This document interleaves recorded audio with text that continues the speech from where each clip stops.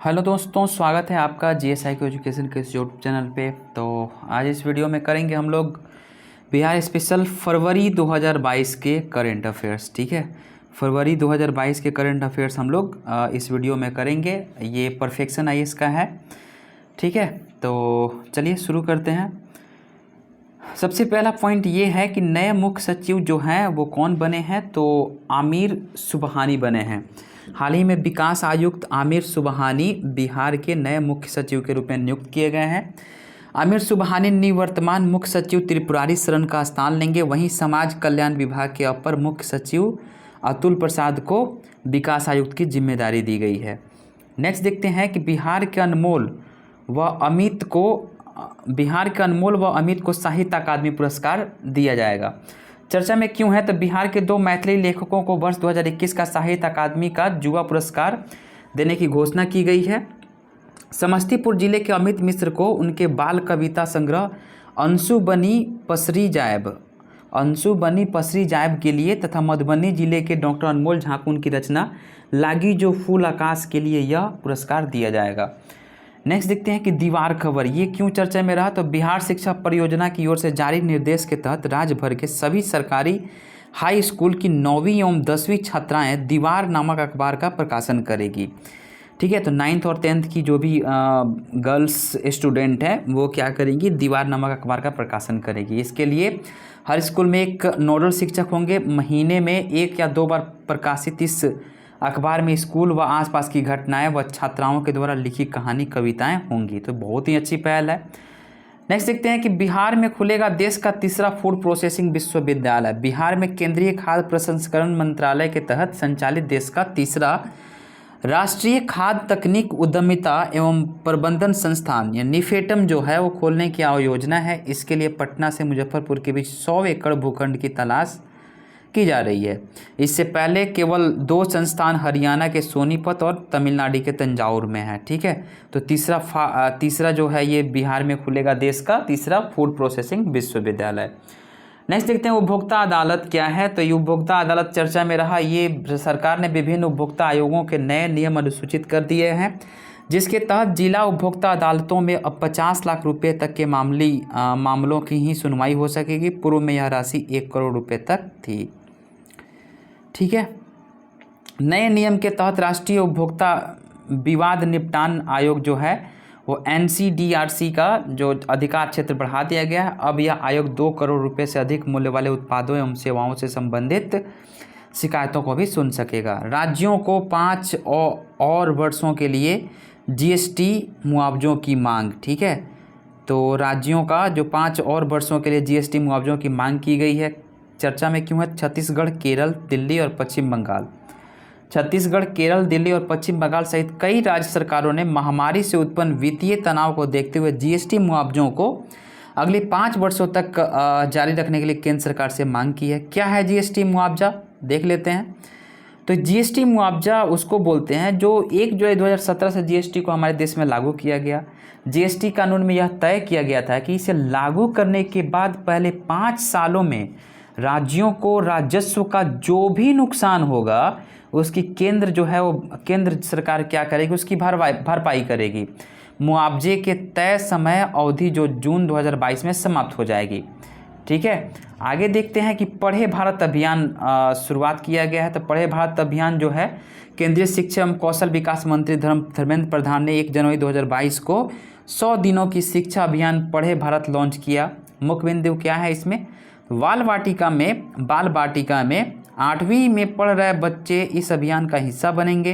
यह अभियान 100 दिनों यानी कि 14 सप्ताह के लिए आयोजित होगा। इसमें बच्चों की रचनात्मक, महत्वपूर्ण सोच, शब्दकोश और बोल एवं लिखकर व्यक्त करने की क्षमता का विकास होगा।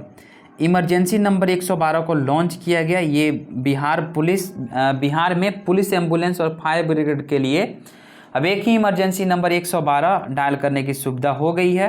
ठीक है, सेवा को शुरू किया गया है। वर्तमान में पुलिस के लिए 100, एम्बुलेंस के लिए 108 और आग लगने पे 101 नंबर डायल करना पड़ता था।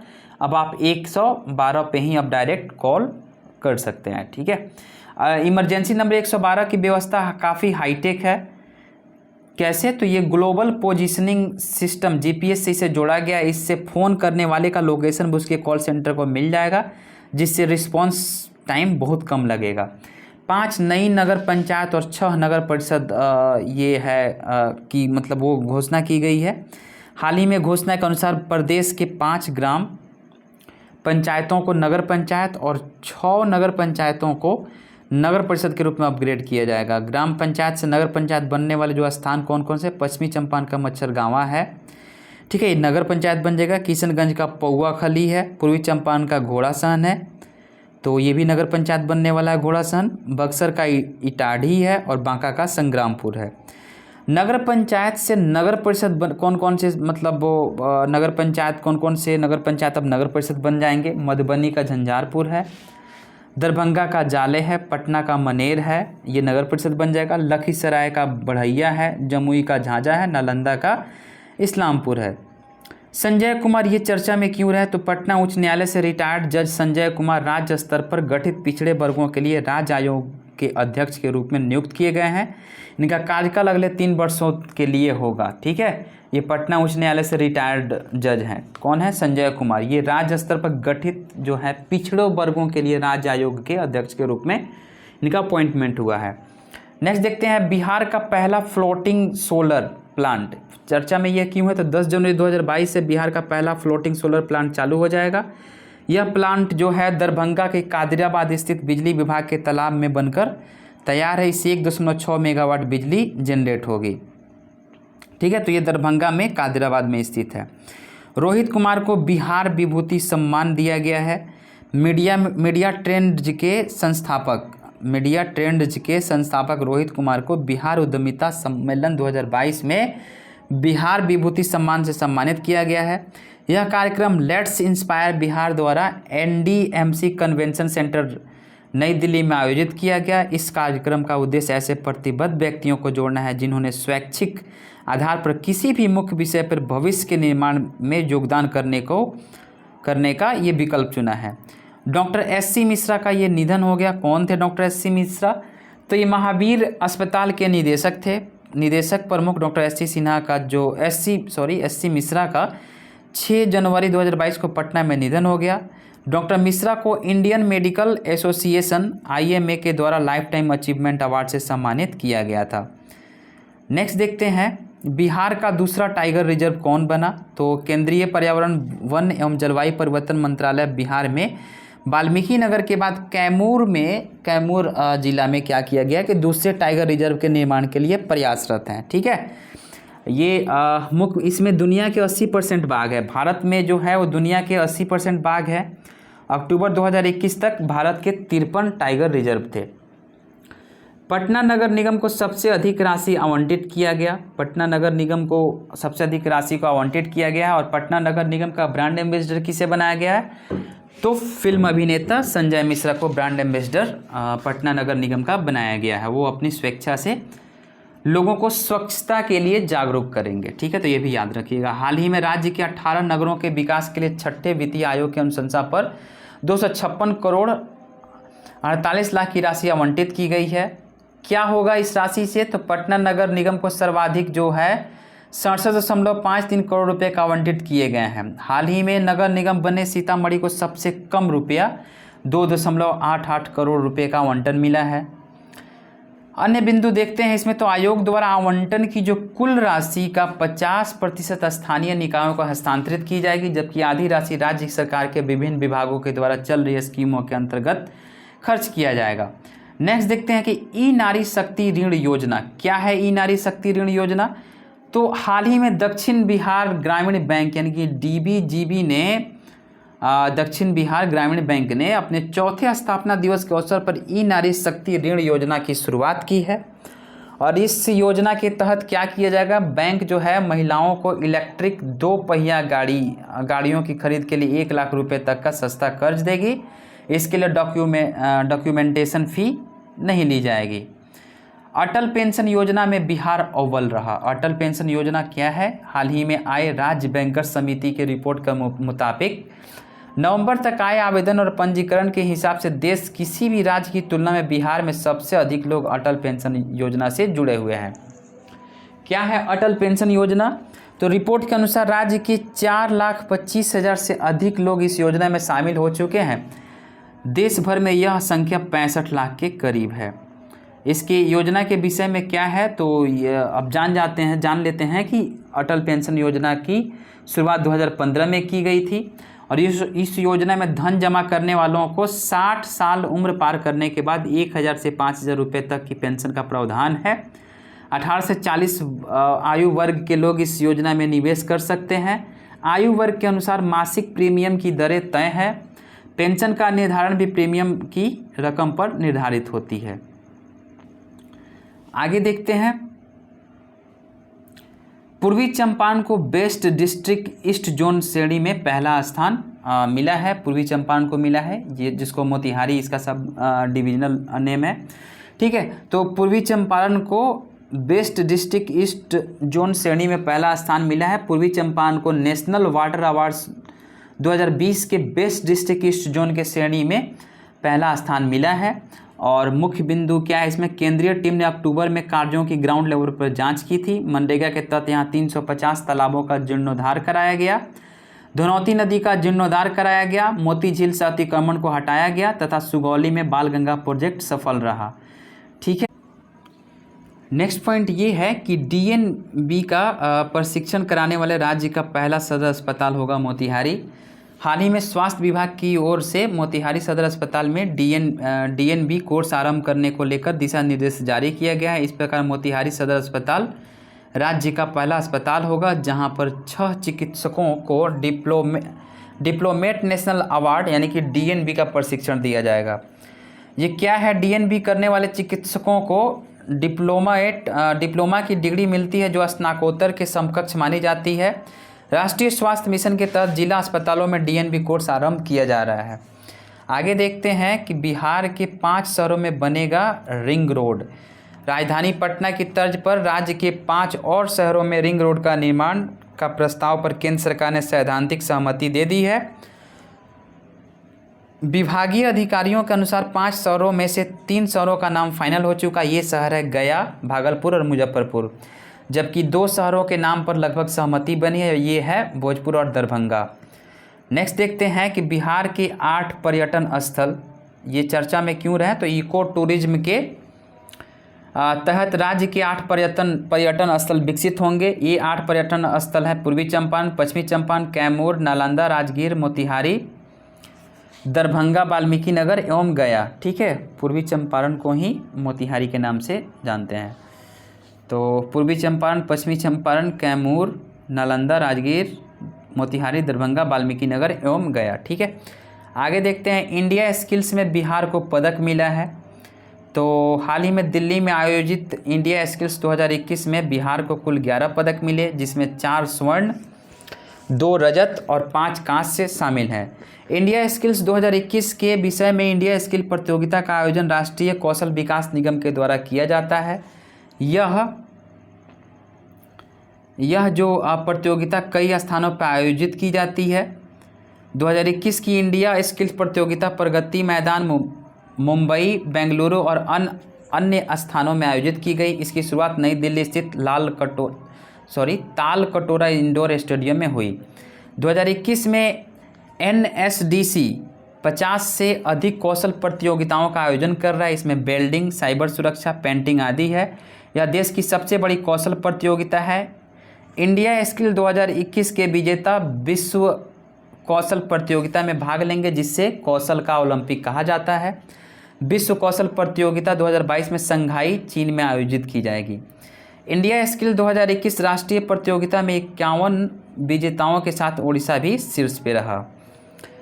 नेक्स्ट देखते हैं कि कुढ़नी मुजफ्फरपुर में एग्रो क्लस्टर बनेगा। चर्चा में क्यों है, तो सूक्ष्म लघु व मध्यम उद्यम यानी कि MSME मंत्रालय की ओर से कुढ़नी के सकरी सरैया में एग्रो क्लस्टर खोला जा रहा है, जो PPP मॉडल पे संचालित किया जाएगा।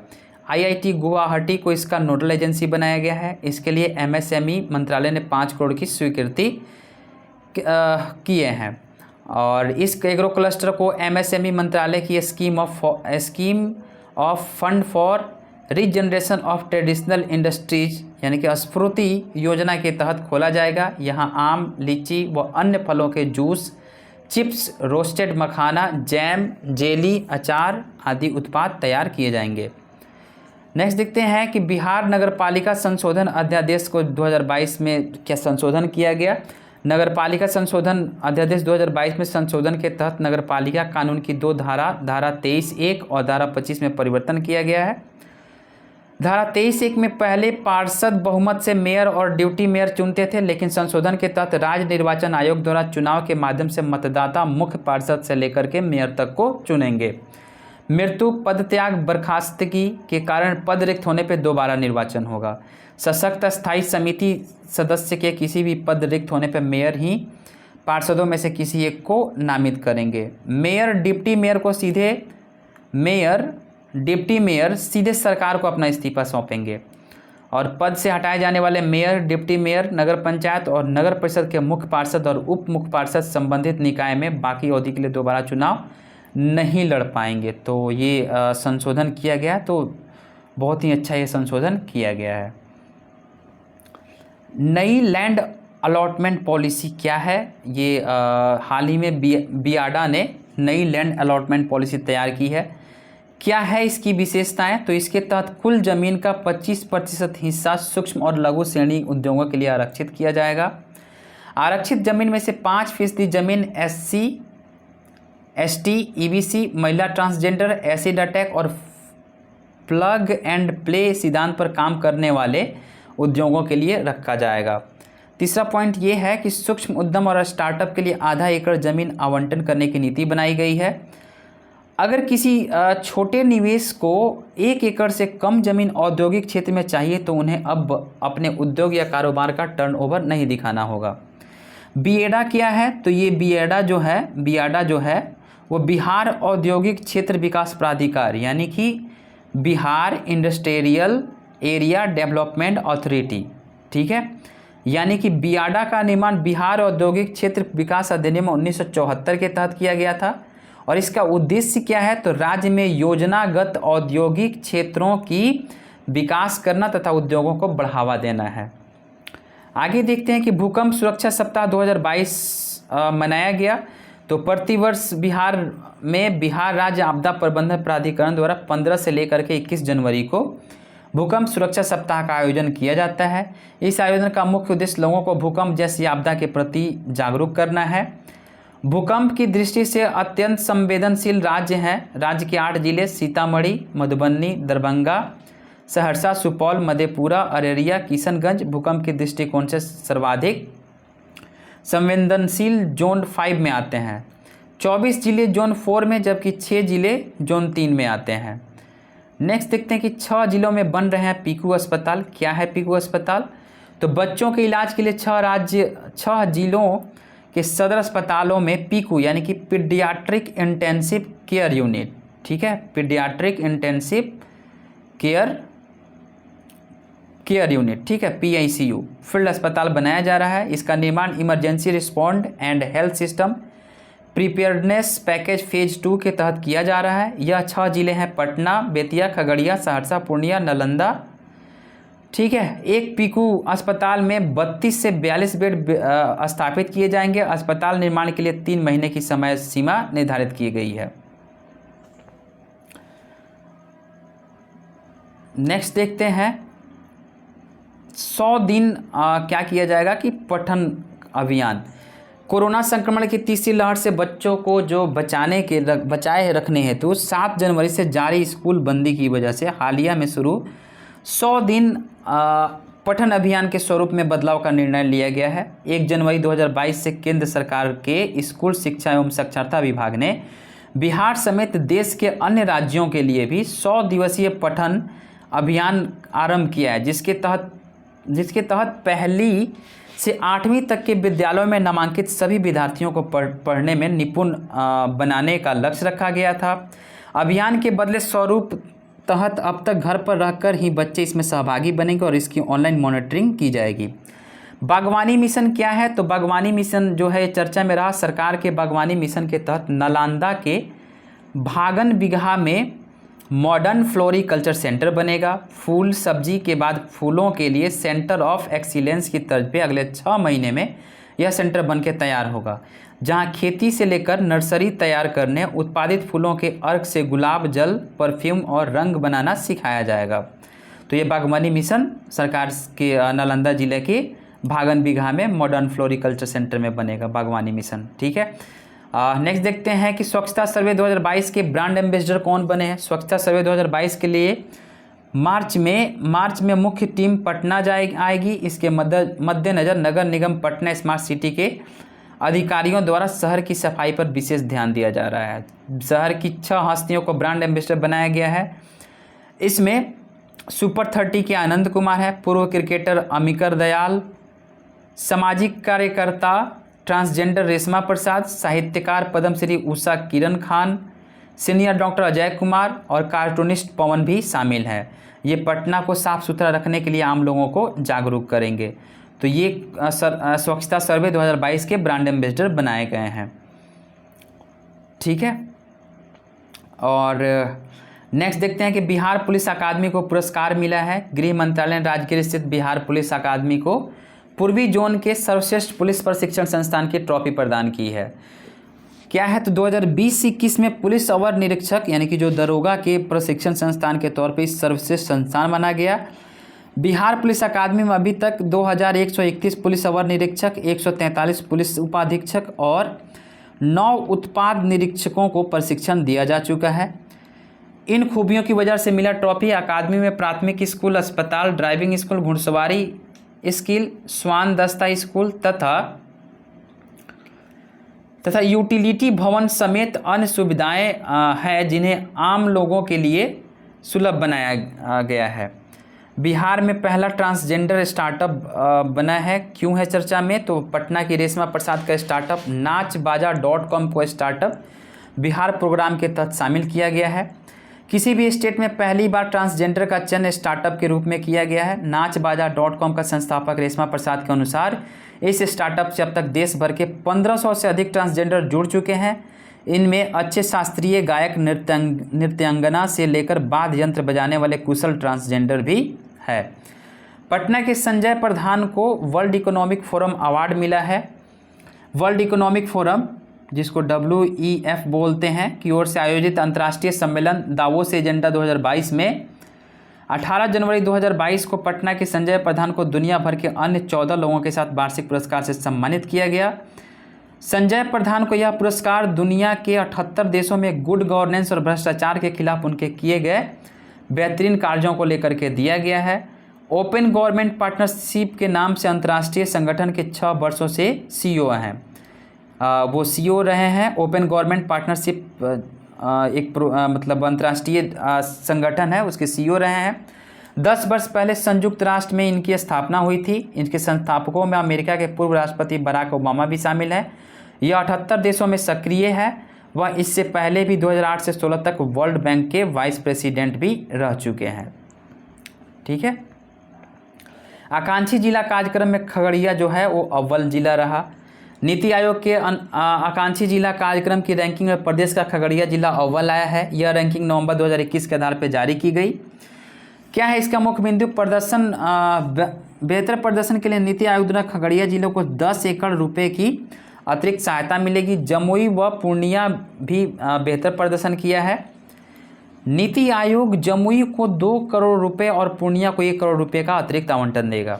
आकांक्षी जिला कार्यक्रम क्या है, तो जनवरी 2018 में प्रारंभ इस कार्यक्रम का उद्देश्य सामाजिक व आर्थिक रूप से पिछड़े जिलों की पहचान कर समग्र विकास में उनकी सहायता करना है। राज्य इस कार्यक्रम के प्रमुख परिचालक है और केंद्र की ओर से नीति आयोग द्वारा इसका संचालन किया जाता है। यह कार्यक्रम 5 विषयों, कौन कौन से विषय हैं वो, तो स्वास्थ्य है, स्वास्थ्य एवं पोषण है, शिक्षा है, कृषि एवं जल संसाधन है, वित्तीय समावेश है एवं कौशल विकास और बुनियादी आधारभूत ढांचे पर केंद्रित है। नेक्स्ट देखते हैं कि केंद्रीय करों में बिहार की हिस्सेदारी क्या रही है। तो केंद्रीय करों में राज्यों की हिस्सेदारी के मतलब बिहार को एक मुश्त 9,563 करोड़ 30 लाख रुपए मिले हैं। इससे बिहार में पूंजीगत व्यय को क्या मिलेगा, पूंजीगत जो व्यय को बढ़ावा मिलेगा। योजनाओं के लिए खर्च करने में भी सुविधा होगी। बिहार को मासिक किस्त के अलावा 1 महीने का अग्रिम भी दिया जाएगा। बिहार में पूर्व से ओबीसी आरक्षण लागू। सुप्रीम कोर्ट के आदेश से सभी राज्यों के लिए स्थानीय निकायों में ओबीसी वर्ग सीटों का आरक्षण प्रावधान किया जाना आवश्यक हो गया है। सुप्रीम कोर्ट ने सभी राज्यों के निर्वाचन आयोग को ओबीसी आरक्षण के प्रावधान के आधार पर पंचायत व नगर पालिका चुनाव कराने का निर्देश दिया है। बिहार में पंचायती राज संस्थाओं में ओबीसी आरक्षण का प्रावधान वर्ष 2006 से और नगर पालिका निर्वाचन में वर्ष 2007 से लागू है।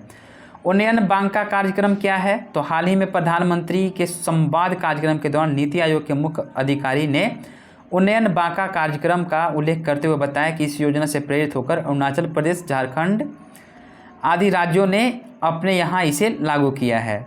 बांका जिले में तत्कालीन जो डीएम कुंदन कुमार की पहल पर उन्नयन बांका कार्यक्रम की शुरुआत की गई थी। इसके माध्यम से स्मार्ट क्लास के जरिए बच्चों का वीडियो लेक्चर व चित्र के माध्यम से पढ़ाया जाता है। इसे मोबाइल के इकोवेशन ऐप से भी जोड़ा गया था। इस कार्यक्रम में बेरोजगारों को प्रशिक्षण देकर रोजगार भी उपलब्ध कराया जाता है। एशिया का सबसे बड़ा इथेनॉल प्लांट ये चर्चा में क्यों है? 250 करोड़ की लागत से बिहार में एशिया का सबसे बड़ा इथेनॉल प्लांट बनने जा रहा है। इस प्लांट को भोजपुर जिला के गढ़हनी देवड़ी में लगाया जा रहा है। यहाँ Bihar distilleries and bottlers company Asia में सबसे ज़्यादा इथेनॉल का उत्पादन करेगा। यहाँ हर दिन 4 लाख लीटर इथेनॉल का उत्पादन होगा। आने वाले मार्च 2022 से इसका उत्पादन शुरू करने की योजना है। छपरा के पल साक्षी व बेतिया के धीरज को बाल शक्ति पुरस्कार मिला है। गणतंत्र दिवस के अवसर पर बिहार के 2 वीर बालकों को 24 जनवरी 2022 को राष्ट्रीय बाल शक्ति पुरस्कार से सम्मानित किया गया। ठीक है, जिसमें क्या किया गया कि छपरा के 8 वर्षीय पल साक्षी और पश्चिमी चंपारण के धीरज कुमार को यह पुरस्कार प्रदान किया गया। पुरस्कार पदक में प्रशस्ति पत्र के साथ साथ 1-1 लाख रुपए की राशि दी गई। दोनों बालकों से प्रधानमंत्री नरेंद्र मोदी ने वर्चुअली बात की। आगे देखते हैं कि जो पल साक्षी ने कोरोना काल में ऑनलाइन चैरिटी से 10,000 रुपये पीएम केयर फंड में भेजे थे। वहीं कक्षा 8 का छात्र धीरज कुमार ने 1 अक्टूबर 2020 को छोटे भाई नीरज को मगरमच्छ के हमले से बचाया था। ठीक है, तो बाल वीर पुरस्कार इन लोगों को मिला है। तो पीएमसीएच में पहली एचआईवी वायरस लोड लैब की शुरुआत की गई। 24 जनवरी 2022 को पीएमसीएच में एचआईवी वायरस लोड लैब की शुरुआत की गई। किसी भी सरकारी संस्थान का यह पहला एचआईवी वायरस लोड लैब है। इस लैब से पीड़ितों में वायरस लोड की गणना और उनके अनुसार दवाओं का सही डोज निर्धारित करने में मदद मिलेगी। एचआईवी क्या है? तो एचआईवी का फुल फॉर्म होता है ह्यूमन इम्यूनोडेफिशिएंसी वायरस। ठीक है, यह एक प्रकार का वायरस है जो इम्यून सिस्टम को कमज़ोर कर देता है, कमज़ोर कर एड्स का कारण बनता है। और एचआईवी शरीर में मौजूद CD4 कोशिकाओं को नष्ट करने का कार्य करता है। CD4 कोशिकाओं को टी सेल भी कहा जाता है। 1 दिसंबर को विश्व एड्स दिवस मनाया जाता है। एड्स से पीड़ित देशों में भारत तीसरे स्थान पे है। दक्षिण अफ्रीका में एचआईवी फैलने की दर जो है वो सबसे ज़्यादा है। कोई बच्चा पीछे नहीं, माता भी छूटे नहीं कार्यक्रम। ये जो कार्यक्रम क्यों लाया गया? तो राज्य के 9 जिलों में संचालित कोई बच्चा पीछे नहीं, माता भी छूटे नहीं कार्यक्रम को संपूर्ण राज्य में लागू करने का सरकार ने निर्णय लिया है। सरकार द्वारा संचालित महादलित, दलित एवं अल्पसंख्यक व अति पिछड़ा वर्ग अंचल अक्षर योजना के तहत राज्य के 9 जिलों में यह कार्यक्रम चल रहा है। इसका उद्देश्य जो है वो दलित अल्पसंख्यकों में शिक्षा की मजबूती के लिए कार्य करना है। बिहार के शिक्षा मंत्रालय ने इसे पूरे राज्य में लागू करने के साथ संस्था प्रथम के साथ करार करने का निर्देश जन शिक्षा निदेशालय को दिया है। सहबाल गुप्ता एवं आचार्य चंदना जी को पद्मश्री मिला। बिहार की 2 हस्तियों अर्थशास्त्री डॉक्टर सहबाल गुप्ता और विरायतन की प्रमुख आचार्य चंदना जी महाराज यानी ताई महाराज का नाम पद्मश्री सम्मान के लिए घोषित किया गया है। तो श्री सहवाल गुप्ता के बारे में थोड़ा सा जान लेते हैं। डॉक्टर गुप्ता को मरणोपरांत साहित्य एवं शिक्षा के क्षेत्र में उत्कृष्ट कार्यों के लिए अवार्ड प्रदान किया गया है। वह भारतीय सामाजिक वैज्ञानिक और राजनीतिक अर्थशास्त्री थे। वह रघुराम राजन कमेटी के सदस्य भी रह चुके हैं। वह एशियन डेवलपमेंट रिसर्च इंस्टीट्यूट के संस्थापक थे। साथ ही बिहार के आर्थिक सर्वेक्षण तथा बिहार के कई आर्थिक सुधारों में उनका महत्वपूर्ण योगदान रहा था। 28 जनवरी 2021 को उनका निधन हो गया। आचार्य चंद्राजी महाराज के बारे में थोड़ा। चंद्राजी महाराज जो है वो सामाजिक कार्य के लिए अवार्ड प्रदान किया गया है। महाराष्ट्र में जन्मी, राजगीर बिहार में आकर वह जैन साध्वी बनी। आचार्य की उपाधि प्राप्त करने वाली पहली जैन महिला बनी है। उन्होंने 1974 में धार्मिक संगठन वीरायतन की स्थापना की। धर्मों का अध्ययन करने हेतु उन्होंने 12 साल का मौन व्रत रखा था। प्रमोद भगत को भी पद्मश्री मिला है। वैशाली जिले के मूल निवासी और वर्तमान में उड़ीसा में रहने वाले पैरा ओलंपिक पदक विजेता प्रमोद भगत को भी पद्मश्री से नवाजा गया है। उन्हें यह अवार्ड उड़ीसा कोटे से दिया गया है। राधे श्याम खेमका को मरणोपरांत पद्म विभूषण मिला है। धार्मिक पुस्तकों के प्रकाशन के प्रमुख केंद्र गीता प्रेस ट्रस्ट बोर्ड के अध्यक्ष एवं 38 वर्षों तक कल्याण पत्रिका के संपादक रहे राधे श्याम खेमका को मरणोपरांत पद्म विभूषण से सम्मानित किया गया। 1935 में उनका जन्म मुंगेर में हुआ था। ठीक है, तो ये राधे श्याम खेमका थे। गांधी मैदान में गणतंत्र दिवस समारोह का आयोजन किया गया। गांधी मैदान में गणतंत्र दिवस समारोह में विभिन्न विभागों द्वारा झांकियाँ प्रदर्शित की गई। बिहार शिक्षा परियोजना परिषद की झांकी को पहला स्थान मिला। बंदिशों से आज़ादी नामक इस झांकी में दिखाया गया कि एक लड़कियों को किशोरावस्था के दौरान शरीर में हो रहे बदलाव एवं माहवारी के विषय में सही और पूरी जानकारी दी जाए। साथ ही मुख्यमंत्री किशोरी स्वास्थ्य कार्यक्रम को भी दर्शाया गया। वहीं दूसरे स्थान पर उपेंद्र महारथी शिल्प अनुसंधान संस्थान पटना उद्योग विभाग रहा। महिला एवं बाल विकास निगम समाज विभाग बिहार एवं जीविका ग्रामीण विकास विभाग को तीसरा स्थान प्राप्त हुआ। बेस्ट परेड की प्रोफेशनल कैटेगरी में सीआरपीएफ को पहला पुरस्कार मिला। वहीं दूसरा पुरस्कार बेस्ट टर्न आउट के लिए एसटीएफ को दिया गया। बेस्ट प्लाटून कमांडर पुरस्कार आईटीबीपी को मिला। परेड कमांडर का जो पुरस्कार पटना सचिवालय एएसपी काम्या मिश्रा को, वह सेकेंड इन कमांड के लिए सूबेदार राजेंद्र सिंह को दिया गया। भागलपुर के टेस्टिंग लैब को केंद्र से मान्यता मिली है। तो भागलपुर के वाटर टेस्टिंग लैब को राष्ट्रीय स्तर की मान्यता प्रदान की गई है। केंद्र सरकार को राष्ट्रीय परीक्षण और अंश शोधन प्रयोगशाला में प्रत्यायन बोर्ड की ओर से यह मान्यता दी गई। यह मान्यता मिलने के बाद राज्य भर की जल आपूर्ति योजना के तहत पानी की जांच होगी, जिसकी रिपोर्ट देश दुनिया में मान्य होगी। इससे पूर्व राज्य स्तर का वाटर टेस्टिंग लैब पटना को मान्यता मिल चुकी है। इस लैबों में आयरन, क्लोराइड व आर्सेनिक के साथ अन्य तरह के पानी की जाँच होती है ताकि लोग शुद्ध पानी का सेवन कर सके। 5 जल जमाव वाले क्षेत्रों को रामसर साइट में शामिल करने की योजना। हाल ही में बिहार राज्य आर्द्र भूमि प्राधिकरण की बैठक में बिहार के 5 जल जमाव जो जिले हैं, जो क्षेत्र हैं, उनको रामसर साइट घोषित करने के लिए केंद्र सरकार से सिफारिश करने की सहमति बनी है। चयनित क्षेत्र कौन कौन से? तो नागी है, नकटी है, बैरेला है, गोगा बिल और कुशेश्वर स्थान है। राज्य सरकार अस्थायी जल जमाव वाले बड़े इलाके आर्द्र भूमि को पर्यटन स्थल के तौर पर विकसित करने जा रही है। रामसर साइट क्या होता है, तो इसके बारे में जान लीजिए। अंतर्राष्ट्रीय महत्व की जैव विविधता वाले आर्द्र भूमि को रामसर साइट की सूची में शामिल किया जाता है। वर्तमान में ऐसे स्थलों की संख्या 47 है और दुनिया भर में इनकी संख्या 2463 है। 1971 में यूनेस्को की पहल पर ईरान रामसर शहर में विश्व की आर्द्र भूमियों के उपयोग एवं संरक्षण के लिए अंतर्राष्ट्रीय संधि हुई थी। आयोजन के 4 साल बाद 1975 में यह संधि अस्तित्व में आई। भारत ने उस समय 1982 में दस्तखत किया था। इसे ही रामसर संधि कहा जाता है। इसकी सूची दुनिया भर में बड़े आर्द्र भूमि क्षेत्र पर है। बिहार के 5 स्थलों के नाम भी इस सूची में जोड़ने के लिए सिफारिश की योजना की जा रही है। बिहार संग्रहालय के अध्यक्ष अब मुख्यमंत्री। 28 जनवरी 2022 को मुख्यमंत्री नीतीश कुमार की अध्यक्षता में मंत्रिमंडल बैठक में बिहार संग्रहालय के निदेशक के पद का नाम बदलने और शासी निकाय के अध्यक्ष के पद में बदलाव को मंजूरी दी गई। बिहार संग्रहालय शासी निकाय के अध्यक्ष पद का जिम्मा अब मुख्यमंत्री के पास होगा। पूर्व में यह पद विकास आयुक्त के पास था। बिहार संग्रहालय के विषय में, ये क्या है बिहार संग्रहालय? तो बिहार संग्रहालय पटना में निर्मित एक आधुनिक कला संग्रहालय है। यह अगस्त 2015 में आंशिक रूप से तथा 2017 में पूर्ण रूप से खोला गया। यहाँ पटना संग्रहालय में 100 से अधिक कलाकृतियों को स्थानांतरित किया गया है। 2300 वर्षीय दीदारगंज यक्षी बिहार संग्रहालय में है और प्राचीन भारत युग से 1764 तक की कलाकृतियों को बिहार संग्रहालय में रखा गया और 1764 के बाद के अवयव पटना संग्रहालय में रखा गया है। तो इसी के साथ ये बिहार का जो करंट अफेयर्स फरवरी माह का समाप्त होता है। बने रहिए हमारे चैनल के साथ, फिर जल्द ही नेक्स्ट वीडियो में आप लोगों से मुलाकात होगी।